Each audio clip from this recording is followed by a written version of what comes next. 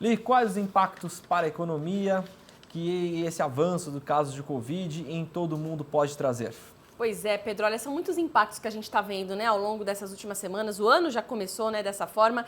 E a gente convidou, então, o economista e professor de economia, Tarcísio Souza Santos, para trazer para a gente um panorama, né, sobre esses avanços da Covid, como que fica o real diante do dólar, quais os impactos aí, o que a gente pode esperar no agronegócio também. E ele já está aqui conectado com a gente. Muito bom dia, professor. Bom dia. Seja muito bem-vindo aqui ao Agromanhã. A gente está com transmissão simultânea nos canais Terra Viva e Agromais. É um grande prazer recebê-lo aqui pela primeira vez. E a gente já queria emendar aqui a pergunta sobre como o senhor está vendo, né, esse avanço da Covid. Agora, claro que em casos de uma transmissão muito maior, porém, ainda bem, graças a Deus, né, uma forma aí que acaba não sendo tão prejudicial, né?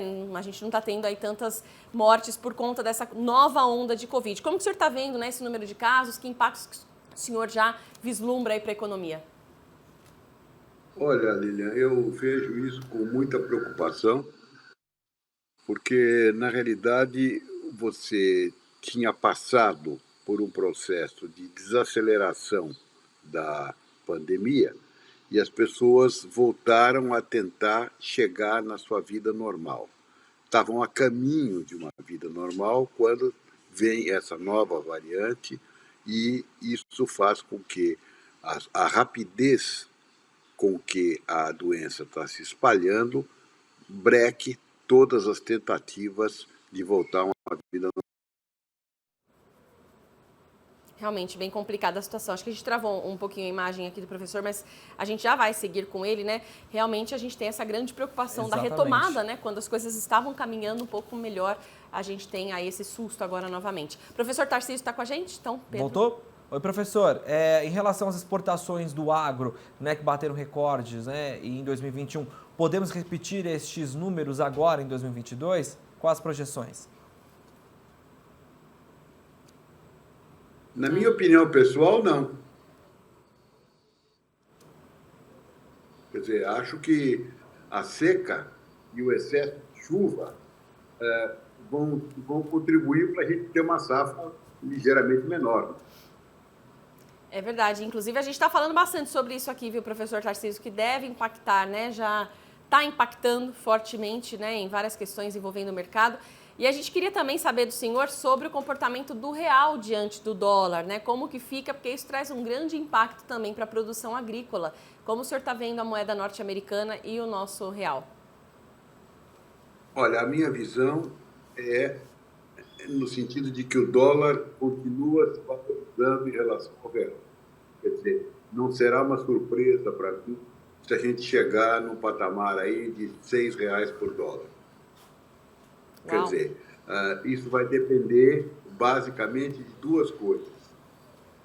A falta de habilidade brasileira de enfrentar as questões econômicas, macroeconômicas e de orçamento, e, do outro lado, a eficiência do governo americano, se ela houver, de enfrentar essa questão, fazendo com que a inflação americana de 2021, que foi a mais alta em muitos e muitos anos, possa cair e voltar para os patamares mais próximos do passado, né? Agora, em relação à inflação, professor, também os reflexos do clima, a energia, como é que o senhor tem avaliado esses pontos, né, e de que forma podem impactar, resvalar aqui na nossa economia e também no nosso setor, o agronegócio?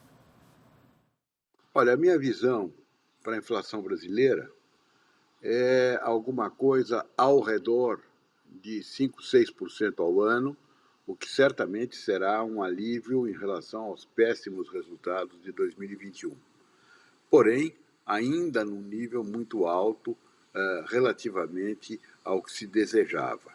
Se você comparar o Brasil com os demais países do mundo, você vai ver que a nossa retração na inflação deve ocorrer de uma maneira mais lenta. Até porque 2022, infelizmente para nós, é um ano eleitoral. Por que eu digo infelizmente?